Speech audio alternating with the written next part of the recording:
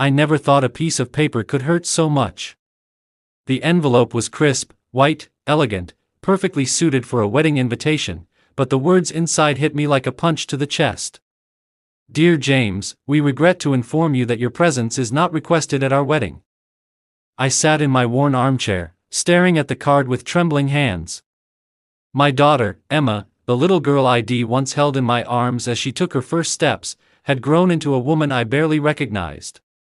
A woman who had forgotten the nights I stayed up worrying when she was sick, the weekends I spent driving her to dance classes, soccer matches, and every birthday party she wanted.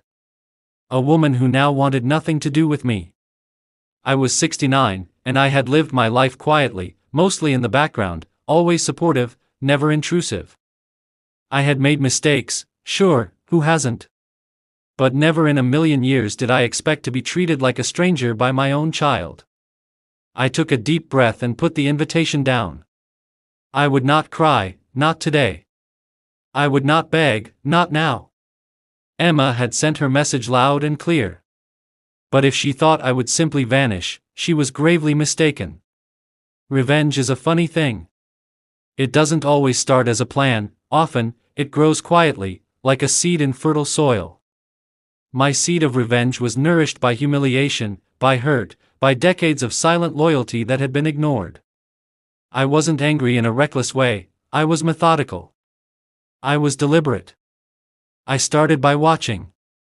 Not in a creepy way, mind you, but with a keen eye. Emma had married Andrew, a man I had met only a handful of times. Handsome, polished, a little too arrogant for my taste, but certainly not a bad fellow.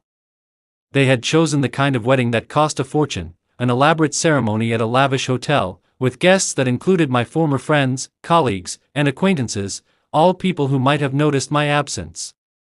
That absence, I realized, would be my advantage.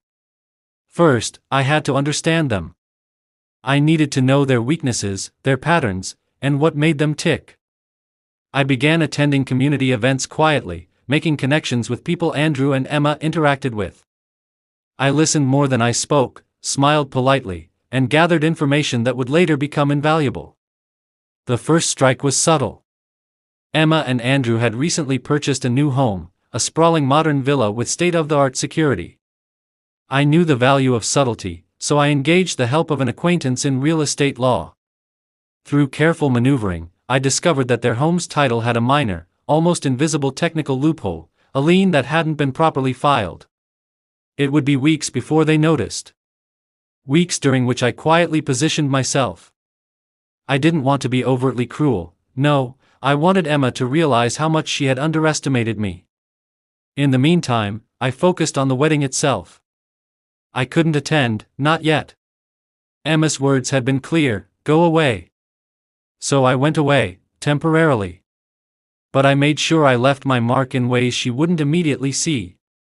I arranged for several of the high-end catering suppliers to be double-booked, a few florists to cancel unexpectedly, and the live band to delay their arrival. It wasn't catastrophic, but the seeds of chaos had been planted. On the morning of the wedding, I woke up with a calm resolve. I had spent weeks orchestrating minor disruptions, and now I could finally witness the results from a distance. I parked my old sedan a few streets away and watched the valet chaos unfold. The flower arrangements were delayed, the guests had to wait in the sun, and the catering staff were scrambling. Emma didn't know I was watching, but I could see her anxiety growing. Her perfect day was starting to unravel. I felt no satisfaction in the chaos itself, it was a means to an end. The real satisfaction would come later. I knew I couldn't do this alone. So I reached out to an unexpected ally, my ex-wife, Margaret. Emma had always underestimated Margaret's influence on family affairs, believing that divorce meant complete detachment. But Margaret and I shared one goal, to teach Emma a lesson about respect and humility. Margaret had been retired from corporate law for years, but her mind was still sharp, and her sense of strategy unmatched.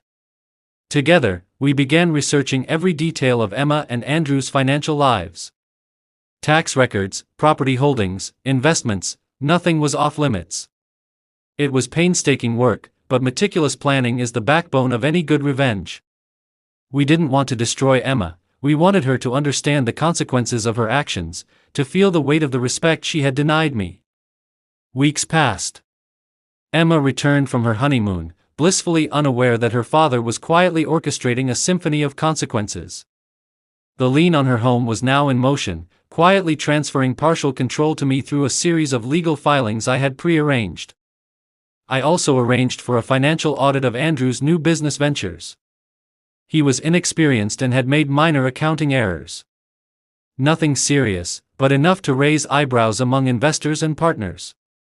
The truth was simple: the world is more fragile than people like Emma realize, and I intended to show her. And finally, I sent an anonymous tip to a popular wedding blog about a series of mishaps at a celebrity wedding in our city, a story that featured thinly veiled details from Emma's big day. Social media picked up the narrative, turning the story into a minor viral sensation. Emma's embarrassment was now public. It was only a matter of time before Emma came to me, furious, demanding answers. She stormed into my house one rainy afternoon, her wedding dress magazine still in hand, her eyes flashing with anger. "Dad! I know you did this!" she screamed. "How could you?" I sat in my armchair, calm as ever. "Do what, Emma?" I asked innocently. "I wasn't invited to your wedding. I didn't attend. I wouldn't ruin your perfect day." Yet. She froze. "What are you talking about?" "Your wedding wasn't ruined by accident," I said, slowly standing. "Everything you see, the chaos, the delays, the social media buzz, it wasn't a coincidence. And your home? That lien? You didn't even check the paperwork properly. Do you know how easy it was for someone to take advantage of your negligence?" Emma's eyes filled with tears, but it wasn't fear, it was shock, confusion, and a dawning recognition that I had been more than just a passive figure in her life. I had been underestimated. You've been planning this?" she whispered. "I've been planning consequences," I said. "Not to destroy you, Emma, but to teach you a lesson about respect, humility, and the people you take for granted. Your mother and I, Margaret and I, we've been working quietly to make sure you understand what it means to push someone out of your life who loves you unconditionally." Over the next few weeks, Emma began to see the ripple effects of her arrogance. Her business investments slowed, minor legal disputes arose, and she realized just how vulnerable she had been by dismissing me. Slowly, grudgingly, she reached out. It started with a simple phone call: "Dad, can we talk?" I answered cautiously, but warmly. "Of course." She came over, sitting across from me in the same armchair where I had once read her bedtime stories. She apologized, awkwardly, fumbling over words. "I was wrong, Dad. I didn't mean to. I just though." I held up a hand. "You thought you didn't need me." "Emma, life isn't about thinking you can do everything perfectly without guidance or support. You needed to learn that humility is earned, and respect is given, not demanded." Tears streamed down her face. "I see that now. I see it. I was cruel, and I'm sorry." I nodded. "Good. That's all I wanted. Not revenge for revenge's sake, but a lesson that some things in life are more important than pride." Slowly, Emma and I began rebuilding our relationship. It wasn't instant, it never is, but it was sincere. We started with small gestures: coffee on Saturday mornings, lunch at our favorite diner, phone calls just to check in. And eventually, laughter returned to our conversations. She never forgot the lesson, and I never stopped keeping an eye on her, though now it was out of love, not retribution. I realized that sometimes, revenge is less about punishment and more about making someone understand the depth of what they've lost by their arrogance.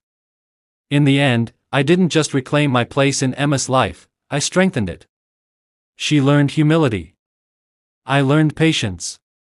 And together, we discovered that even the deepest wounds can heal when respect and understanding replace pride and neglect. At 69, I realized that revenge doesn't need to be loud, dramatic, or cruel.